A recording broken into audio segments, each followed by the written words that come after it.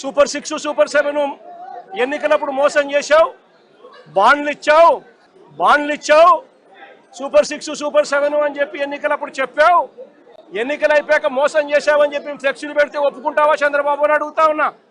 అబద్ధాలు చెబుతూ వక్రీకరిస్తూ అన్యాయాలు చేస్తా ఉన్న ఈ వ్యక్తి మీద ఇలాంటివే ఇంకా ఎన్నైనా చేస్తూ ఫ్లెక్సీలు పెడితే ఒప్పుకుంటారా అని అడుగుతా ఉన్నాను. అబద్ధాలు చెబుతూ మోసం చేస్తూ వక్రీకరిస్తూ దుర్బుద్ధితో ఫ్లెక్సీలు పెట్టి భావోద్వేగాలను రెచ్చగొట్టే కార్యక్రమం ఒకవైపున చేస్తూ మరోవైపున చంద్రబాబు నాయుడు గారిని ఏకంగా సిబిఐ తన ఛార్జ్ షీట్ వేసిన నేపథ్యంలో ఎన్డీడీబీ ఎన్డీఆర్ఐ రెండు కూడా ల్యాబ్ సర్టిఫికెట్లు ఎటువంటి గొడ్డు మాంసము, ఎటువంటి కొవ్వు, ఎటువంటి జంతువుల కొవ్వు, ఎటువంటి మాంసము ఎటువంటిది లేదు అని చెప్పి ఇచ్చిన సర్టిఫికెట్లు ఒకవైపున ఇస్తే ఇదే పెద్ద మనిషి చంద్రబాబు నాయుడు గారికి క్షమాపణ చెప్పాల్సింది పోయి చంద్రబాబు నాయుడు గారిని ఎవరైనా ప్రశ్నిస్తే ఎందుకయ్యా ఈ అబద్ధాలు చెప్పావు, ఎందుకయ్యా ఇలా అన్యాయం చేశావు, ఎందుకయ్యా ఇలా వెంకటేశ్వర స్వామి ప్రసాదాన్ని ఆ ప్రతిష్టను ఎందుకయ్యా దెబ్బతీశావు అని చంద్రబాబు నాయుడు గారిని ఎవరైనా గట్టిగా నిలదీస్తే,